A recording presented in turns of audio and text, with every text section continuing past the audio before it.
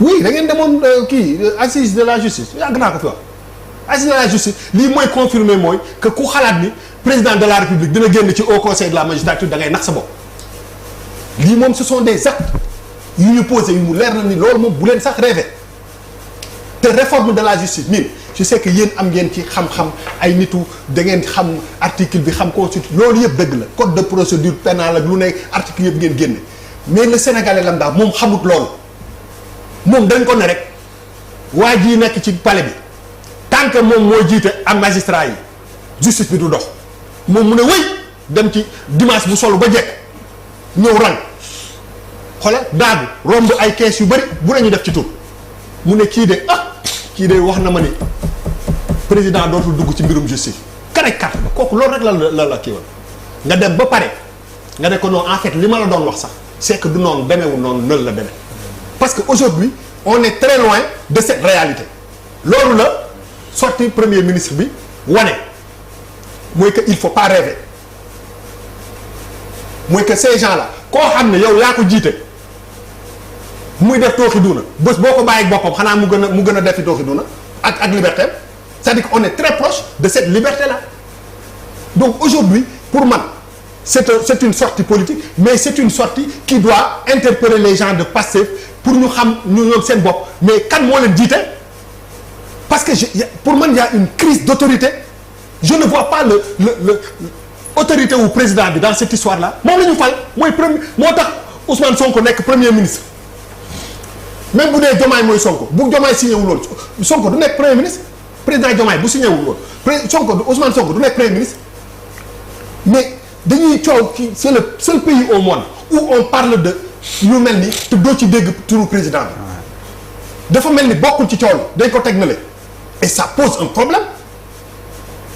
est-ce que premier ministre n'est pas en train de génne ay frustration sur comment les état bi ñu gérer les choses mais dëgg la man jàngat bi ma ci am mooy que le premier ministre il est frustré si approche bi nga xam ne moom la ñu gérer affaire bi et il le dit et il rappelle à ses militants que man sama credo lii la te kii fi nekk jiitu il ne pose pas les actes qu'il faut parce que ñoom ñoo fi nekk du Bouba Ndour du Daouda Mine mën nga wër plateau àdduna yëpp tu ne peux rien changer ay xalaat rek ngay mën a joxe ñoom ñoo mën a changer nan waxante dëgg am na ay changement immédiat defuñu ko fi ci justice bi ñu fal am na ñoo xam ne demuñu ay Tambacounda am na wala am loolu ce sont am na wala amul am na bien sûr ñaata lañu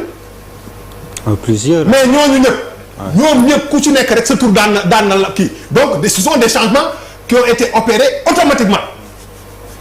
parce que boo amee la ngay war a mën fit bi ngay am pour def ko wala nga bañ ko def mais tey jii nii premier ministre Ousmane Sonko interpelle Badara man gëm naa ni man sama yoon ne aussi xamul tax si seen biir la parce que pour man ki muy waxal mooy ki nga xam ne moo yor la ngay jiite wala teg yi nga xam ne moom noonu la ko gisee nee na te tegu ko léegi nag ñun Sénégal yi nga xam ne suñu yoon nekku si voté la ñu am ak ñaan mais ñun pourquoi ñu bëgg a gàddu xeex boobu te ñoom ñu war ko wax seen biir waxante ko seen biir parce que président de parti et président de la République ak a sore il faut faire la différence entre le président d'un parti et le président de la République quel que soit nag parti bi nga nekk quelle que soit popularité bi nga nekk am na benn nit boo xam ne voteelu la yaay président sa plénitude fonction boobu da nga ko war a fees ba nit ñi nga xam ne le sénégalais lambda danaan kër gi am na kilifa mais coow am ci kër gi te déggoo ci kilifa bi ça me pose un problème taxawaayu président bi dans toute cette histoire là parce que quand bu premier ministre waxee dara justice mais ça interpelle directement le président de la République pourquoi waxu ci pourquoi kenn waxu ci même gars yi nga xam ne dañu nekk ci biir parti bi Pastef c'est-à-dire que ils ont du mal à aborder affaire bi noonu te nag du ñu bàyyi ñoom ñu interpréter ñu affaire bi ñoom ni ñu ko bëggee parce que xam nañu dëgg bi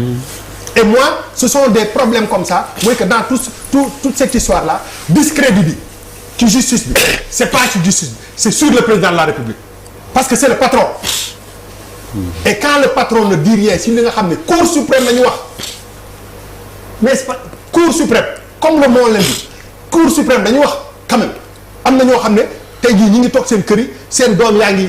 am nañu ay sët seen ñi ngi toog seen njaboot taxaw toog seen papa yeeg yëpp toog dégg sam papa ñu koy wax lii boole ko ci kii bi mais comment ces gens-là quel sentiment ils ont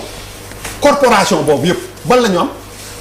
tey jii ni boo journalistes yi nga xam ne ñoo gën a bëgg a corporatisme la boo fi waxoon toog ne journalistes yëpp lii lañu ñoom ñëpp ñu génn attaqué ne pourquoi nga wax ñoom sax dañuy kii mais monsieur le ministre vient de le faire. waaw mais non mais waxul ñëpp moom il vient de le faire donc dans cette histoire là le chef quand on a dit les politiciens ils n'étaient pas d'accord. ce qu'en pense le chef c'est très important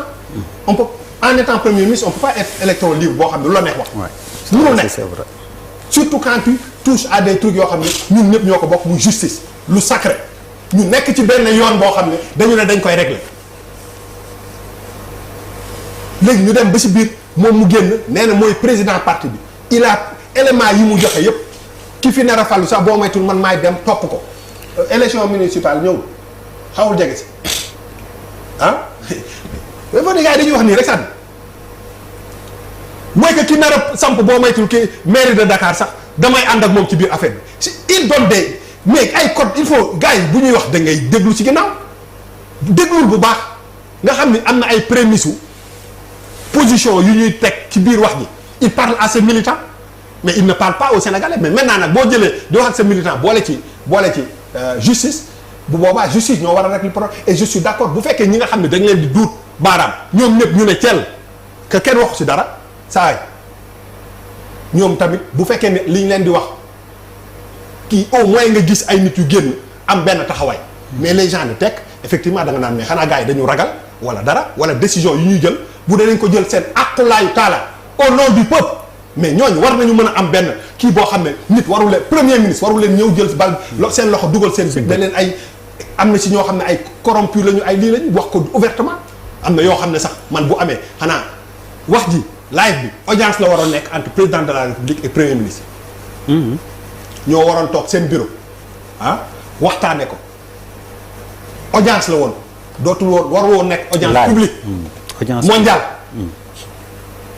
c'était benn rendez-vous la entre son premier ministre ak ñu xool nu ñuy tojee seen bopp jinax ndax ñun dinañ ko nangu wala duñ ko nangu mais c'est pas un truc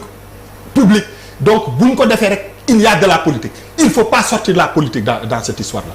mooy remobiliser les troupes ci biir parti bi pour joxe ay signaux que ni man radicalité bi ma bëgg sur certains trucs amuma ko c'est ça man loolu laa si jàng mooy que je ne suis pas li ma bëgg ci biir parti bi amuma ko fermeté bi ma bëgg si yenn affaires yi il faut ñu def ko am na ay militants passifs bi ma gis ne yéen a yore leen ngay dóoral yaa yore affaire yi dóoral mais yow yaa yore affaire yi mais dóoral wax fa dëgg yàlla mais ñun suñu yoon ne aussi wax fa dëgg yàlla mënuñu fi changer dara waxtaanee leen ko seen biir te ñu jublu ci réew mi fii toll dans un pays où on parle de ça 2021 2022 2023 2024 barke Seydina Limamou avant Covid avant dañoo sonn on ne peut pas réouvrir ñuy wax ay ubbiwaat ay kii ay procès ah déedéet yëpp jàll bi réglé man dama daan toog fii xam nga dëgg rek la yàlla bëgg dama daan toog fii ne le procès de Mame Mbaye Niang maa ngi koy fàttaliku ne vaut pas l'annulation de la candidature de Ousmane Sonko tey laa ko gën a wax mais loolu amnistie bi nee nañ rek na mais kon kañ coow amul tu as pris une décision affaire bi dem na mais lu mu mënti demee que soit parce que les décisions de justice ñun ñëpp dañ leen di interpréter y a pas d'alternative à la justice oui mais justice bu àndee kii ku ne mën nga ne man d'accord naa si wala d'accord ma si loolu ñu on est libre de commenter mais yow tey jii nii nga dem ba loolu passé nga nekk premier ministre du Sénégal après ñun suñu yoon newu si nga bëgg ñu indiwaat ci affaire yi ne gis nga gars yi ñu ngi nii suñu yoon nekku si